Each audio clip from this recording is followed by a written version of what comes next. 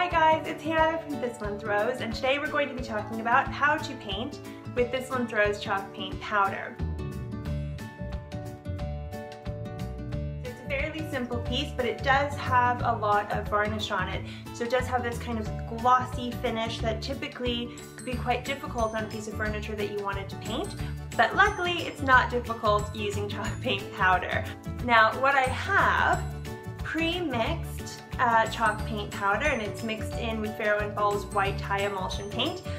If you want to know how to mix our chalk paint powder, check out our How to Mix Thistle & chalk paint powder video. With that, you just want to use a brush. I'm using a small pure bristle brush. I'm going to go directly onto my surface.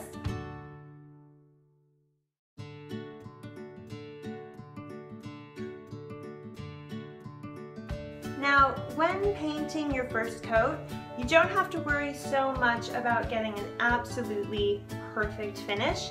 I know that sometimes this is when people get really stressed and they're not sure if they're doing the right thing. If you can see brush strokes, if you can still see through to your initial layer or wood, if it doesn't look entirely even and it doesn't look like perfect adhesion or coverage, don't worry about it. Don't stress out.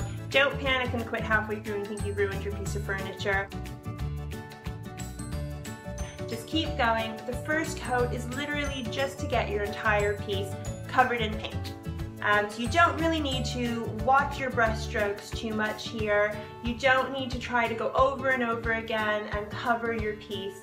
You literally just want to get the paint onto your entire piece.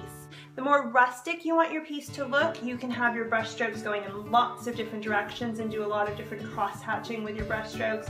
If you want your piece in the end to be very pristine and very perfect looking, then you might want them to be a little bit more in the same direction, but that's more important during your second or final coat.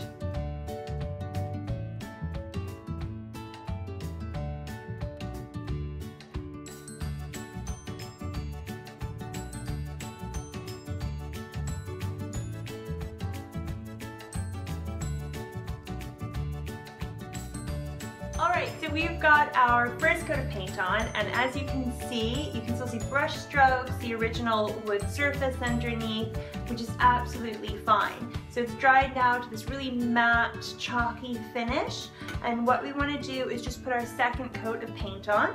Now, if you don't use all of your paint, all you have to do is seal it in an airtight container and it'll store for up to a week. Once you open it, if it's a little bit of a thicker consistency than you wanted, you just add a tablespoon or two of water and that'll loosen it right back up.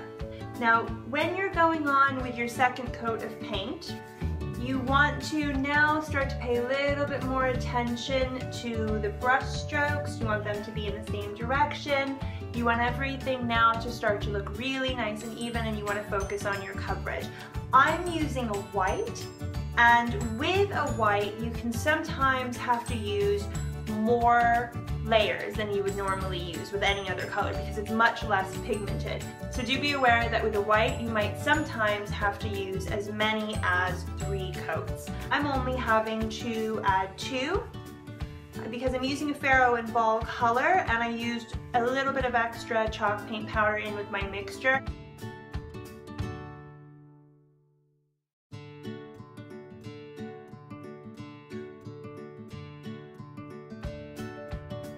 Okay, so now we have 2 coats of the white paint on the stool. It's perfectly covered. If you do have brush strokes still showing, or you have more texture than you would prefer, just use a soft grit sandpaper and smooth out that texture. I personally love texture and age and character, so if you want to bring out more age and character in your piece, then you can sand the edges of your piece and make it look a little bit more distressed and less pristine. So if you like this video, like it and subscribe to our channel for more tutorials. The next video coming up will be finishing your piece with our Thistle & Rose furniture wax. So we'll see you then, and make sure to follow us on Instagram, Facebook, and Twitter.